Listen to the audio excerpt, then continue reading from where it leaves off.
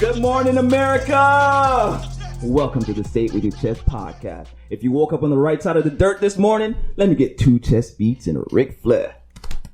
Woo! It's your boy E Fitness, aka the Instigator, aka the man that needs no introduction.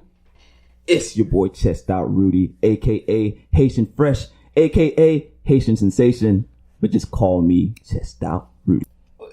It's your boy Chest Out Corey, a.k.a. Commercial Corey, Mr. Walking Billboard. Chest out. Hold up. Was that a mouthpiece, Corey? What's the phrase? What you doing with a mouthpiece?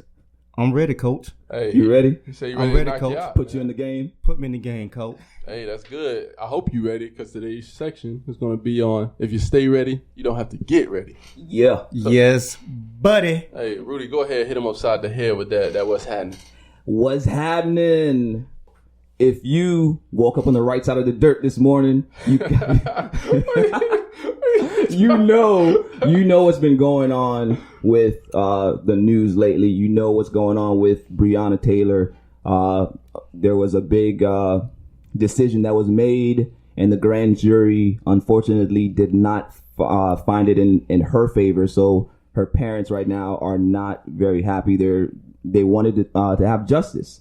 And instead, they were basically kicked in the face with the decision by the grand jury to Acquit everybody. Now, the thing that there were 3 officers, and one of them actually was charged with something called wanton endangerment. And basically, what that means is that they put the lives or they put people in danger that were next door. Next door, In close proximity. Yeah, there were 3 people in the next door apartment, and apparently there were some bullets that went through the other apartment.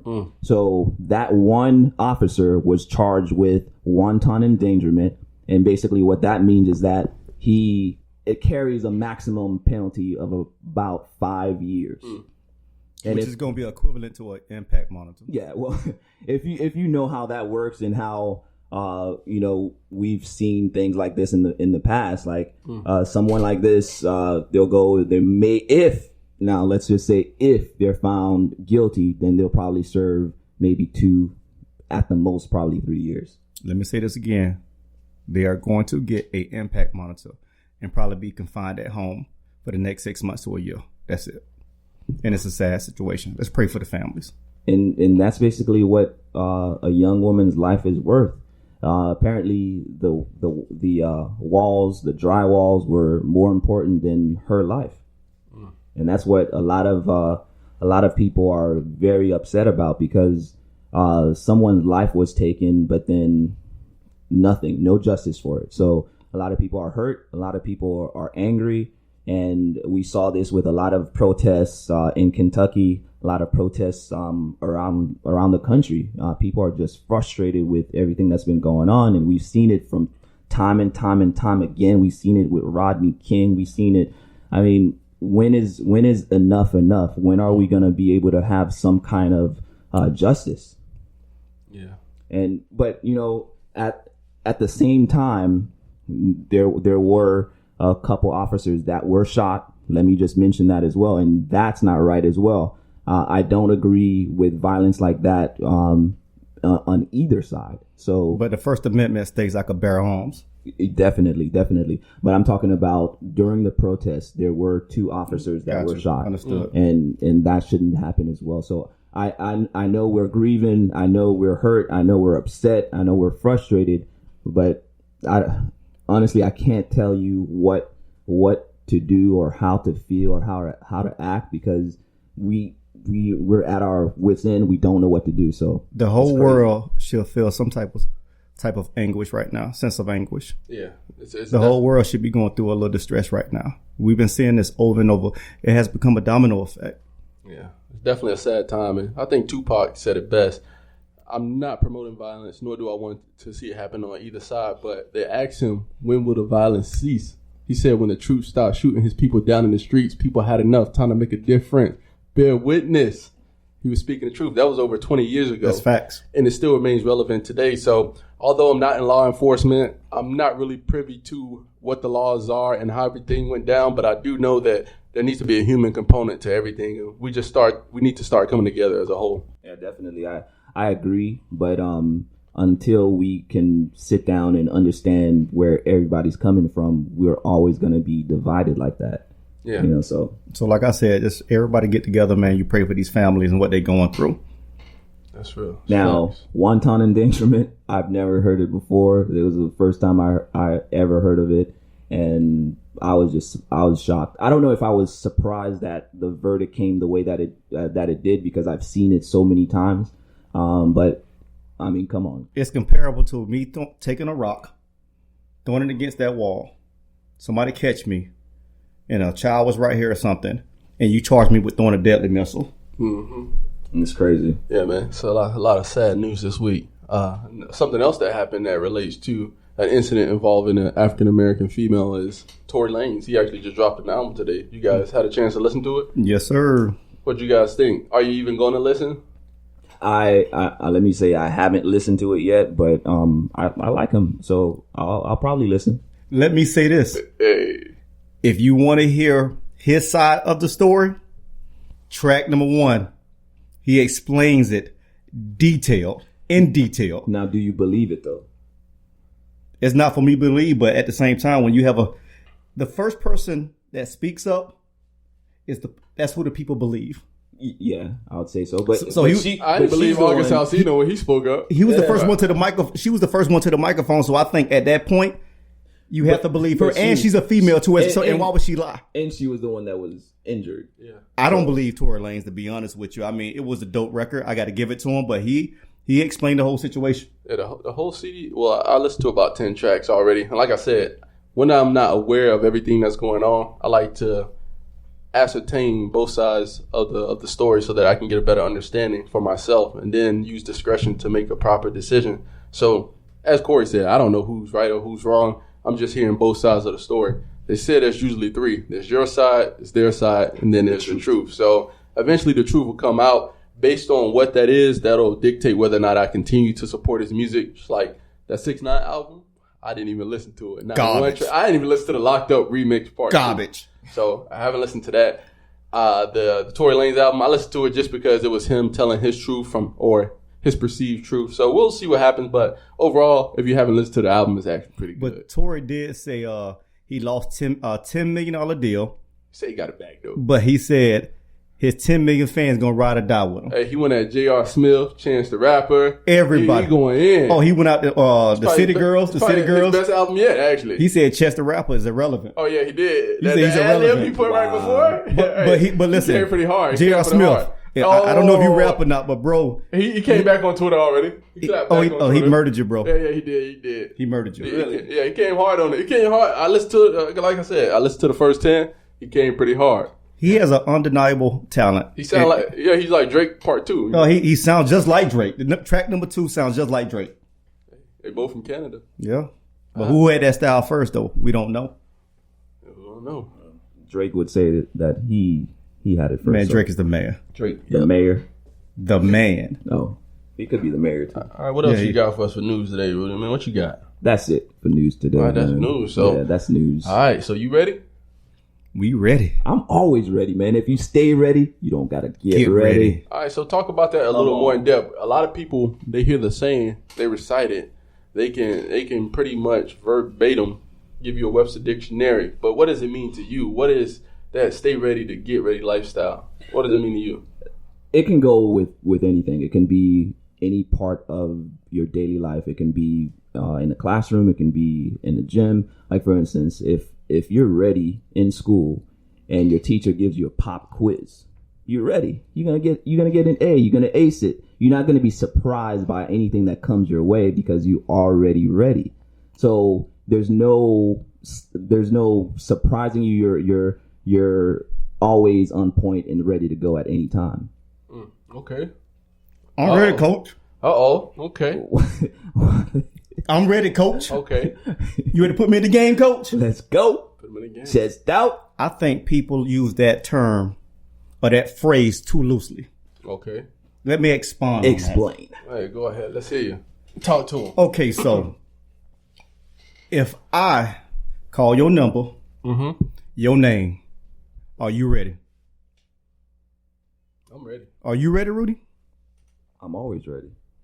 If I call your name and you've been asking me for the last 3 years, I'm your supervisor, your subordinate, and you ask me, hey, I want that position that she has or he has, and they call off work, and I ask you, are you ready? Are you ready? You have to be ready. You have to, like, if it's something that you really want, you have to be ready at any given time. Like, for instance, let's talk about this promotion thing. So if it's a job that you want and somebody else has it, if they're going to be calling in sick and there's something that is going on, hopefully you were studying, seeing what was going on. That way you're ready at any time. But a lot of people not, though. Yeah. You got most people at home on the weekend, Saturday and Sunday. See, Saturday and Sunday for an entrepreneur, it's a work day for me. Mm-hmm. It's a regular day for me. And I've been doing this since day one. So most people on Saturday and Sunday, they wake up first thing in the morning. They not hitting the gym. They fixing a big breakfast. They're hanging with the homeboys. They're playing Call of Duty. When you got people like me at the gun range going 38 for 38. Nice. Only gun heads will understand where I'm coming from when I say that. It's all right. I think I'm better though. I don't think so. I'll show you my sheets. Bro, I just went camping and I showed out. Oh yeah. You ever been ski shooting? No. Oh, I've been ski shooting. With the I'll probably have to work on your form. Bro, I was like 16. I saw your form. I was like 16 for 20. Oh yeah. Okay. Hey. Well, So, I'll take your word for it because hey, but my thing too is if I didn't see it, it didn't happen. But my daughter hit first, and then you got these guys out here, these guys, females and males, that's out here.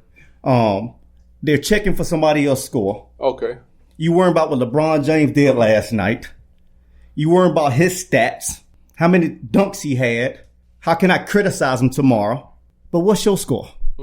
Okay, so staying ready, not being ready, staying ready. How does it go, man? What's the code again? If you stay ready, you don't have to get ready. Okay. And it applies, like I said, anything. It applies to anything. And I've always had that mindset, but I also would attribute it to being in the fire service as well. Yeah. Whatever call comes your way, like you can be in the shower, you can be doing whatever. You gotta get ready and go on that call. It can be anything. As a firefighter, we're like the mechanics of the world. Like we do everything. Okay. We save cats. We get calls for animals. We get calls for medical. We get calls for fires. Okay. So as a firefighter, you're always ready for whatever the situation may occur. But in terms of fitness and all the other things as well, it also is relevant. I like it. So to me, if you stay ready, you don't have to get ready. That's the quote, right? Yes, sir. So are you always ready? Are you? Well, let me put it like this. You got to delve. When I hear that phrase, I like to delve a little deeper. So what it means to me is, if you stay ready, you don't have to get ready. There's a famous saying that says a person doesn't become what he wants, or he doesn't get what he wants. He get who he is. And that's the same thing to me as saying, before you actually even desire something, you have to become that thing that you want to desire. So to me, staying ready is not necessarily actually being ready in that moment, but internalizing that you are that moment before it happens, if that makes any sense. Like trying to get deep right here. Yeah, I'm just saying, this is what it means trying to to me. Get deep. So you're an IFBB pro.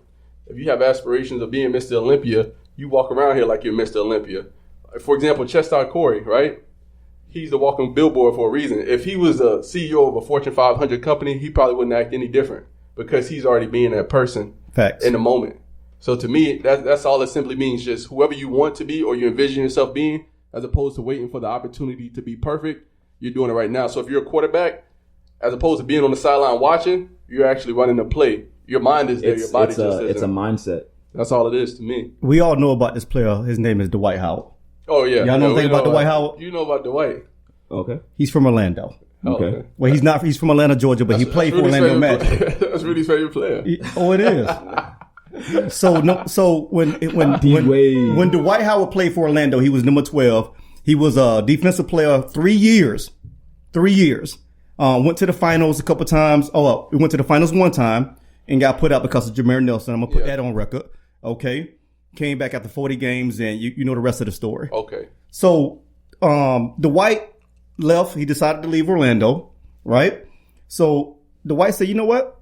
I'm the big fish in the small pond. I'm going to go off and play somewhere else because y'all not doing me right in Orlando. Mm-hmm. So he go off. He played for a couple of different teams, Atlanta Hawks and a couple more teams. And you could have actually wrote Dwight off. Yeah, he did. He played for about 16. He could have actually checked out.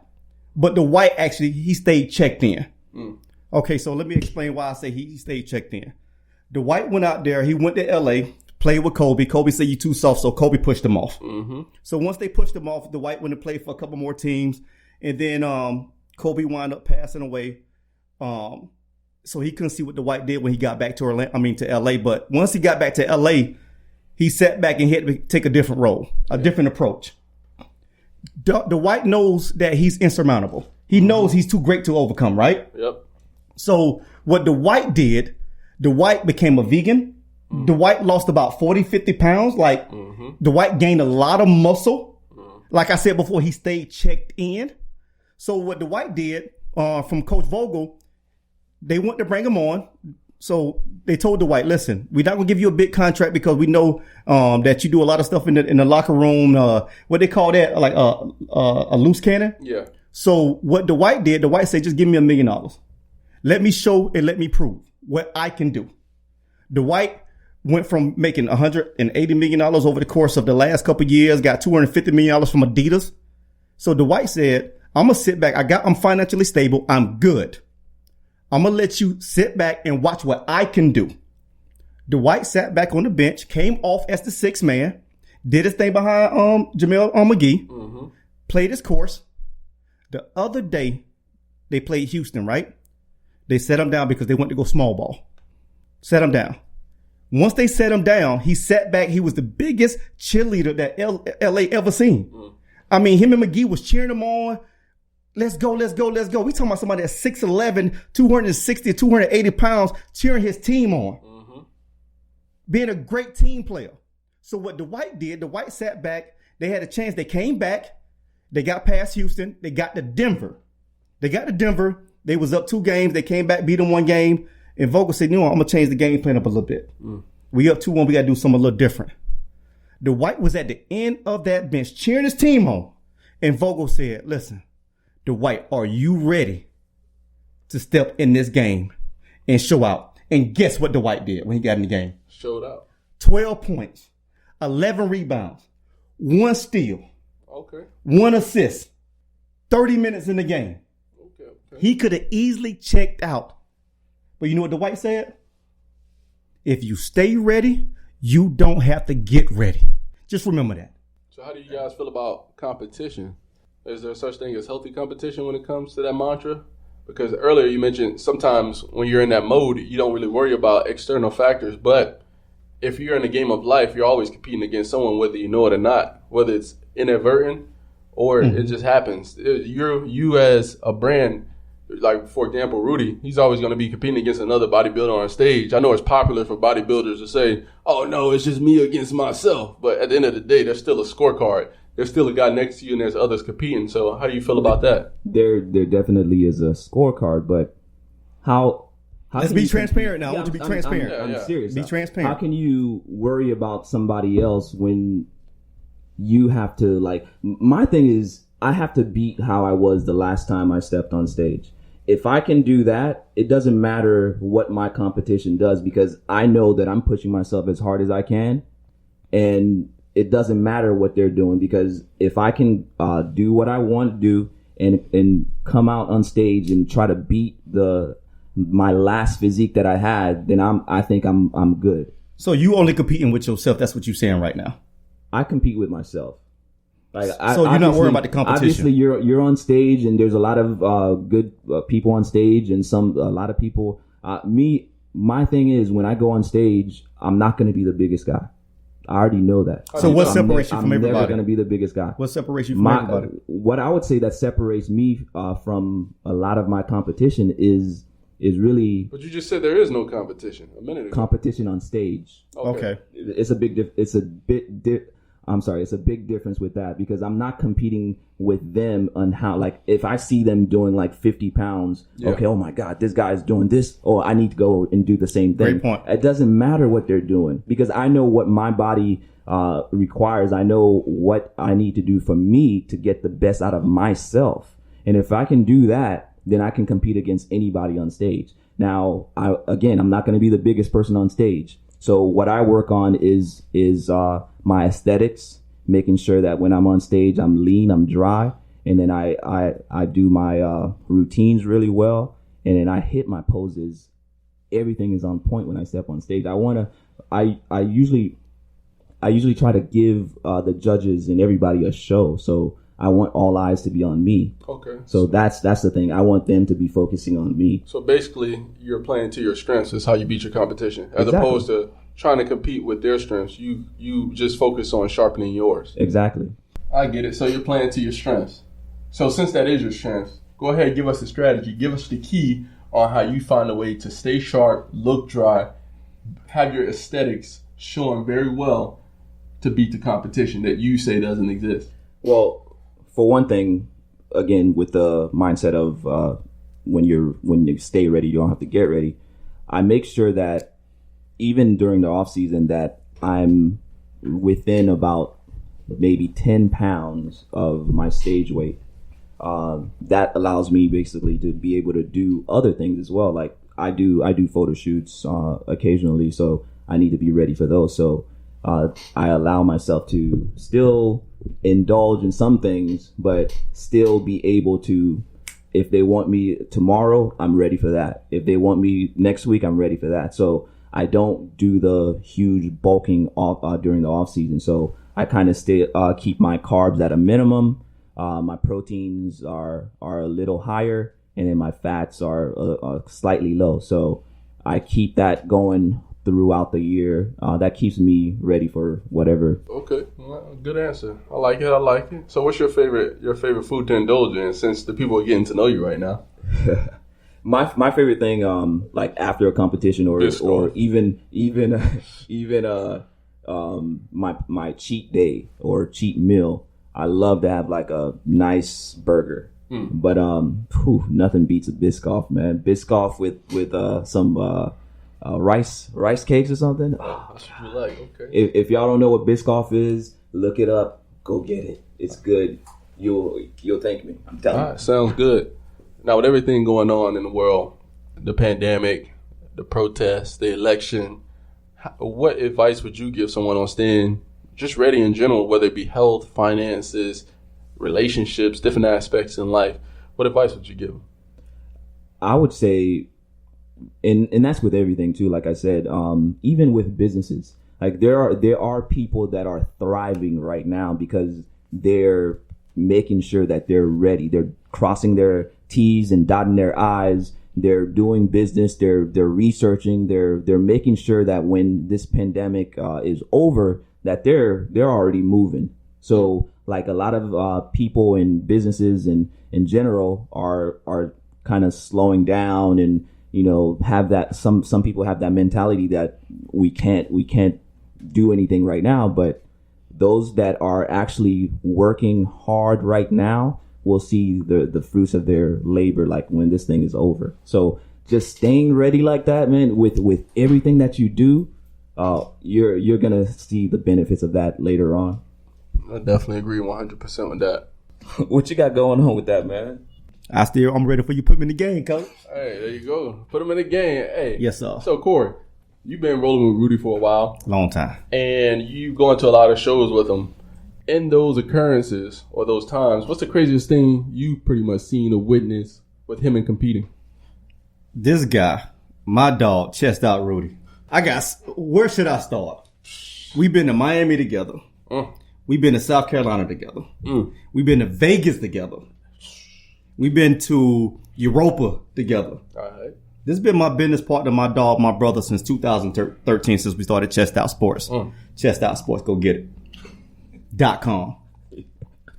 My dog, we had a trip to Vegas. I'm going to tell you about the story in Vegas. We went to Vegas and Rudy had to do an overall, right? He won his competition. Rudy was the man at what is that competition that you was doing at first? Oh, Musclemania. Oh yeah, Musclemania. I remember. Musclemania. Rudy was top dog. Musclemania. You had Ulysses. You had Sammy and Panda. You had Rudy. Rudy was, to me, should have been the face of Musclemania. It's natural bodybuilding, right? So we get to Vegas and we get to Gold Nugget. We doing our thing and we at the pool area. And it's like 1,000 people out here ready for this competition. 1,000 people. Am I over exaggerating? No. It's wrapped around the pool. So we get there. The first thing that we see Ulysses. I don't think Ulysses know Rudy. The first thing he did, he walked up and dapped Rudy up like, I know this guy. Okay. Social media is powerful. It's very powerful. So anyways, let's fast forward the story. So we get to the day of the competition. Rudy on no carbs. He's doing his thing. He's relaxed. And like I said, like Rudy said before, Rudy really don't worry about competition. And I noticed that myself. So we get to his competition and he does classic physique. Was it? No, it was bodybuilding. Bodybuilding at the time. Oh, you're a bodybuilder, bro? Yeah. Okay. So my boy was doing this thing, right? So Rudy's on stage. He won his competition. Done deal. Rudy always wins his competitions. We used to that. So now it's time for Rudy to go for overall now. And Rudy has to go against Samuel Dixon. He has to go through Ulysses, Samuel Panda, and a couple more people. So Rudy gets on stage and I know for a fact Rudy got second place. Rudy did his thing. I'm proud of my dog.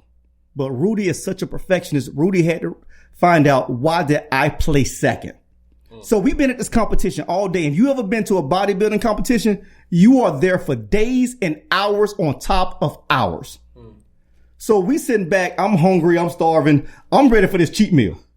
I know we going to Wingstop to get some wings or something like that. It was Wingstop because you had a stack of wings to the ceiling. Yeah. You in and what you call it. So we sitting back and Rudy come up to us and said, hey, I'm going to go speak with the judges. I looked at Rudy like, man, what are you talking about? Speak with the judges. It's time to tap out. But my dog sat back, waited for the judges to get done, speaking to a couple more people. And Rudy wanted to find out, what does he need to do for the next competition to place number one? I want you to explain a little bit on that. Can you expand on that? Well, let me first start by like saying this. Like when I first started doing, I was with NPC first, won several competitions with NPC, but then I left NPC and started doing competition with Musclemania.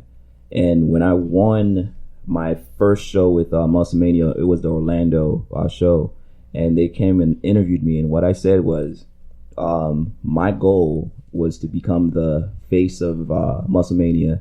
Facts. Compete against Ulysses. Ulysses is somebody that I looked up to a lot. He's a god. So I was like, I wanted to compete against Ulysses, but not just compete against Ulysses. I wanted to beat Ulysses. So I don't know if they thought it was true or if I was just kidding, but that was really what I wanted to do. And then fast forward about maybe 6 months later, I found myself on stage competing with Ulysses and Samuel Dixon. And it was awesome. Like I had fun on the stage, but my goal is never just to go up there and just have fun. My goal is to win. And anything I do, if I'm competing, I want to present my best package, but I want my package to be the one that wins. So when I first won my class, I was happy, but when I didn't win the overall, I wanted to know what it was that I didn't do and what it was that I needed to do to be able to be the number one. And then that also comes in with the, if you're ready, if you stay ready, you don't have to get ready, because if you constantly are finding things that you can improve upon, then you're always going to be at your best at any given time. So that was my goal. Facts. When do you find the time to live, man? Enjoy life. You know? I got one.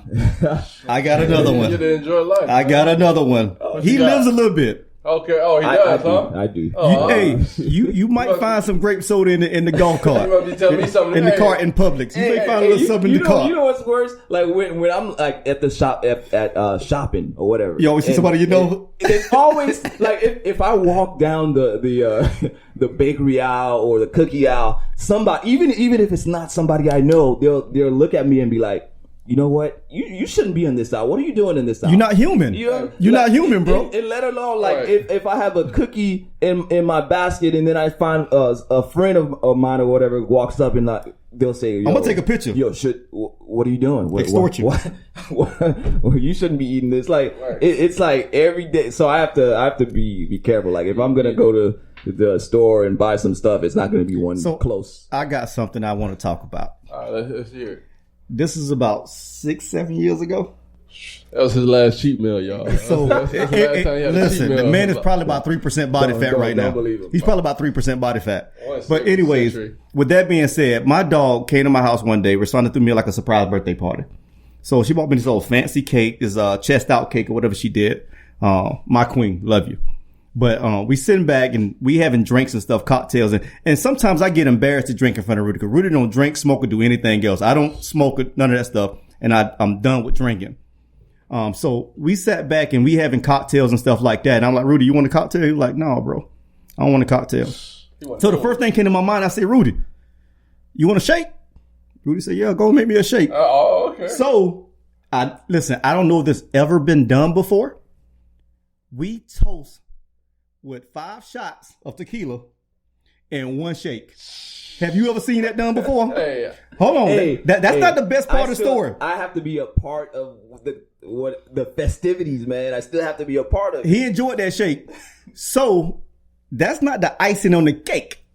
My dog chest out Rudy, Mr. G.I. Joe Haitian Fresh. It was time for the cake, right? I say, Rasana, go ahead and fix Rudy a slice of cake. Rudy looked at Rasana and said, just wrap it in some saran wrap. He said, just wrap it in some saran wrap. I say, what? I said, Rudy, eat the cake now. He's like, no. I said, eat the cake, anime. Eat the cake. go play. So my dog say, go ahead and wrap it up for me. I'm going to put it in my freezer for about 3 months. And once my competition done, I'll eat it then. Are these facts? I don't know if it was 3 months. It was 3 months. I don't know if that's disgusting or just Nah, that's normal, discipline. bro. People do it for their wedding all the time. Okay, I don't know if it's just discipline or what. Okay. Hey, people do it for like a whole year, Yeah. and then they eat it for their anniversary. Or We could call my wife right now. We got witnesses. Hey, man. But see, my thing is, I want to be a part and feel like I'm still enjoying the festivities, whatever's wanna be going in on. the moment. And for one, like people don't know this, but I love sweets, but I can control myself. You know what I'm saying? So I control myself all the time. Like I love sweets, but I can control myself. But when I want to have sweets, like if I'm at a party and I'm like I have weeks to my show, I can't have the cake. So what do? Like I'll take the piece. Eat the cake, anime. I'll take the piece. And I'll do it very well. Like I've become a pro at Just that. lick at around this. So tell me how you eat the cake. This is How you eat that cake? like this is like Area Now- 51 right now. First, if I have the show coming up, I'll wrap it in saran wrap and then wrap it in some foil. How and you then keep put it moist, though? Oh, it's moist. Okay. It's moist. It's always moist, man. So you thaw the cake out. you thaw it out, Thaw and it then out. and it's just like it was the first day you had it. It's so good. Well, you sound like this is Hey, a female or something. Like, I got is it that good? Love the I cake. got 2 questions, man, about that whole story. So, what type of shake were you drinking that day? Huh? I think I had some ISO 100. Nah, you had RC No, it was- signature, no. man. No. We got, hey, man. Don't try me like that, Corey. You hit me with them bars, Don't man. try me like that, chest out, Corey. Y'all making me hungry, man. Pass me one of them bars, man. Let me give you one of these Hey, balls. good, bro. One of the best balls in the game. Hey, come on, man. You over here talking about food. Hey. Man, get you a ball. There's a way to open the box, man. Whenever look, I at have this. Look at how you open the box. Man, That's such how a perfectionist. Rudy trying The to get best me right. balls man. in the game. So look, when he get that sweet tooth now, instead of eating the cake, this is what he grabbed right here, one of these RC signature bars. I eat a Man, bar. go ahead, put it up close to the camera. Let me show him, man. Show the people what I eat right now. Show 'em what you eat. That's what I'm talking about. Let me show you. That's what I'm talking about. E. Swole. King, wait. Hold up. Hey, you're blurry right there. You're blurry. How we- Take There it you back. go. Take it There back. you go. Take it back. There we There go. you go. There we go. Hey, these things are really good. They're amazing. The best bars in the game right That's how now. you satisfy your sweet tooth now. I love this stuff, man. Like, and whenever I travel, and if I don't have actual meals with me, I make sure to have like one or two of these, and I just. We got those from on the- Amazon. on I the- get some of those. on the Man. airplane. Every time I come over here, I feel like I'm eating them all from you. Hey, you can go online, go to Ronnie Coleman's website, and you can get this. And you can go to his website and get his apparel as well. Coleman Apparel, you know, Okay, all right, cool. But D. Ronnie Coleman, Ronnie Coleman, Mr. Yeah Buddy, the Ronnie Coleman, Mr. 8-time Olympian. nothing but a peanut Ronnie Coleman. Yeah, buddy. Number the peanut, baby. Number the Okay. peanut. Yeah, Number the buddy. peanut, baby. Lightweight. Let's get it. All right, cool, man. But those bars are good. I tried them myself. But yeah, they are good, man. I love them. Yeah. So okay, makes sense. All right. I just wanted to know what type of shake you were drinking, man. That's Oh all. man, come on. It's always it's the King Way. See, King hey, Way. but hey, that's But- today's episode pretty much. Stay ready. You ain't got to get ready. You guys want to say something before we head out on that? We ain't.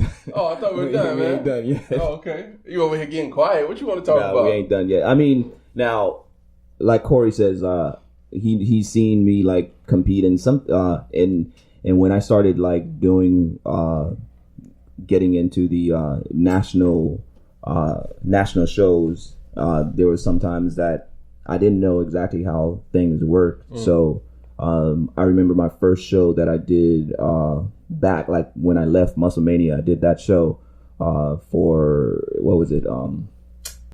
It was a show in South Carolina. I was there. Junior Junior USA. Junior USA, I believe. Yeah. But yeah, and I thought I should have won that show or at least got second, and I didn't. We was there for 8 hours. And So I that, got a real question. Was there a show you ever felt like you shouldn't have won? that I shouldn't have Yeah, won. because you said on this show you felt like you should have got first place. See, my thing is, So you always feel like you're supposed to my- get first place, right? my thing is, if I come in ready, like, and I put in the time, then I will typically think that I should win that show. My bad But for interrupting. there was a show that I think it was a Pittsburgh show. I did that show, and that was basically listening to Yeah, you were fluffy. That show. some of the critiques, and it went against my Yeah. natural I remember, man. body type, and I wasn't happy with that, with the product that I showed on stage. So You look like Breon. Hey, I have so I agree with that, but Corey's seen me through all this stuff, man. Yes, sir. And I appreciate him for that. But Corey's gone through his ups and downs as well, and he came to me a few times, like more than a few times, About six. About six times. more than a few times, About 6. to help him out with his diet and nutrition, and I do, and I did Every time. every time. But obviously, like every time you hear it, you're like, are you gonna stick with it this time, Corey? Sounds Are you redundant. gonna stick with it this time, Corey? Like, I remember the last time he came to me. He's like, Rudy, yo, I'm gonna need your help with this. I want to get on this plan. I want to look right. Da da da da. And I gave him that look. I'm like, what's gonna be different this time? Oh. What's gonna be different? Like, are you gonna stick with it? So, I mean, Corey's been through a lot as well. So, what was it, Corey, that finally made you say, you know what? I got it. I finally got it. What was it? The last time I seen Rudy and the Click, Chest Out Click, work out together, and Rudy said, "Shirts off." I said, "Hold up, I'm the camera guy. If you ready, you ain't gotta get ready, Corey. If you stay ready, you don't have to get ready." Get ready. And that's when I realized that something's wrong. But I got a guilty fun fact. I have to be a little transparent right now. As I take a bite of this bar, It's the 'cause best. I'm hungry. Listen, listen. When you Hold on, write, you're right. Let me hear when he unwrap it. Let me hear Listen, that plastic. that's like when you're in class and you got to unwrap that present, that food, Can you and you unwrap want the teacher to hear you. Rudy about to get And you bite that 1,000 cookie. new followers after and you been into speak that that bar. cookie. He about to get 1,000 new followers. So man. my guilty fun fact: I used to train with either Donna or Rudy. Okay. All right, two beasts in the gym. So I would go and have a very intensive workout. Very hard. To the core. We'll leave the gym. Done, hit the sauna. Done with the gym. 2-hour workout. We at 24-hour fitness. Hit Lake Mary Boulevard. And for some reason, Chick-fil-A calling my name. Hey. So. You got that grilled chicken over there? No. It wasn't grilled chicken. Oh, it was the fries. So I'm going to step inside and get my 2 fillets with cheese on top of it, 2 hash browns, and 2 orange juices. And then hit the house and and not even feel an ounce of sympathy, guilty. I don't feel none of that. And I would hit the club at night and hit the gym first thing in the morning. But I had to realize I was doing myself a disservice. So I had to demagnetize myself from a lot of people. Well, my circle wasn't right. Hold up. First of all, now I've seen you work out. Yes. And you worked out with me, and we go at it. We go hard. We work out for 8 hours. 8 hours. Oh, y'all. 8 hours. You work the front part of the shoulders and the back part of the shoulders, and you still not done because you got the middle, you got your armpit, you got everything. He's working out for symmetry. But go ahead, bro. Anyway, so we go hard, right? And we're in the gym getting it in. And then, so if you're doing this consistently, working out that hard, and then going home and staying on the program that I gave you, you're going to see results. So let's talk about that, right? Let's talk about the program that he put me on. No, hold up. You're going to see results. Yes, you're going to see results. So if I don't see results, something's off. What's off? Corey, what's going on when you're home, Corey? What are you doing? Are you eating the foods that I said? BurgerFi. Yes, I am. BurgerFi. Are you sure? You can ask any trainer or anything like that. And if all things that they can see is great, what's the one thing that they don't see? When you're home. In the kitchen. When you're in the kitchen. They don't see that. No. That's true. It's just your word. But I don't need to see what you're doing in the kitchen. I can see what's going on with your body and know that you're not following that. Well, for the last 10, 15 years, I was that person that was inconsistent. I was that person that they talked about. That you see that person in the gym day for day, 365 a year, in the gym, getting it every single day, and you don't see no results. And you know that person is not really doing what they're supposed to be doing. Like I tell everybody, it starts in the kitchen. And we all know that. So I had a master trainer in 24-hour fitness walk up to me one day in front of Donna. I was very embarrassed. Very embarrassed. And he asked me, he said, hey, man. And this is the time that I was doing pretty good on my diet. Yeah. He said, man, hey, you look pretty good, man. A couple weeks ago, your stomach was sticking out. Oh. I said, hold up. Did you say that in front of somebody? I said, hold up. But what I did at that point, when the new year hit 2020, I thought about everything, right? It'll behoove me if I sit back and not ask Rudy about my macros and about my regiment, what I need to be doing. So I came to Rudy for the 6th, 7th time. And I said, Rudy, it's time for me to get right. I don't know. Who's counting? Yes, we lost count. And I know when a person is getting bothered when they ask you, what is going to make this time different? What's so different about this time? But I shocked them. What I did, January 1st, and I hate New Year's resolutions. I sat back. I had a bottle of Black Label. It's on Facebook. I poured the whole bottle out. Well, I had a glass. I poured it out. So once I poured it out, I said, you know what? That's a start. Then the pandemic hit. And I said, you know what? Instead of me running towards the crowd, I'm going to run away from the crowd. I'm going to run to the crowd. I'm going to do the hard thing. I'm going to take the stairs instead of taking the elevator. So I took the stairs. Took me a while to get there. I cut all my fats out. I cut a lot of my carbs out. I cut the bread. I cut the rice. I cut the alcohol. I cut everything out. And I say, this pandemic this is going to be the hardest test that I ever had to endure. I dropped 40 pounds. I went from 226 to 186. I was at 31.5% body fat. I'm at 10.5% body fat as we speak right now. And I developed the mindset, if you stay ready, you don't have to get ready. Because what I was doing, I shoot videos, I do music and everything else. And I have a photo shoot or have a video. And I go to Rudy and ask Rudy, I said, Rudy, what I need to do? He was like, man, listen, just stay ready. You don't have to worry about that. All that making preparation. If you already ready 6 months from now, you already got it. Only thing you have to do is tune a little bit, tweak a little bit, and you got it. So now I will never go back to that old person. Never again. Is that why you wearing gloves right now? Hey, boy. I'm trying to figure out why you wearing gloves. I got my mouthpiece. I say put me in the game, and you will never take me out the game. Because I'm always ready. Chest out, Corey. Mr. Ready. Walking Billboard. That's it. Yes, sir. Hey, That's a good story, man. that is. Appreciate that. Stay ready. All facts, Looking though. good. Big facts. Big All right, facts. what else y'all boys got to say before we head out today? Just want to tell everybody that, again, with the Brianna thing, just keep your head on straight. We will get through this thing. Now, stay swole, stay humble, chest out. Like I always tell you, take my L's, turn them into W's. That's why I had to be a little transparent, because if I don't tell you my story, I'm not going to grow, and I can't help you grow. Make your dreams bigger, your circle smaller. Go to chestoutsports.com and get your chest out gear. Facts. 30 of them. We said stay ready, Chest out. not stay humble. Or not humble. Comfortable. Don't stay comfortable. Get out of your comfort zone. Yes, sir. Boy, you fitness. Chest out apparel. Chest out Rudy. Chest out Corey.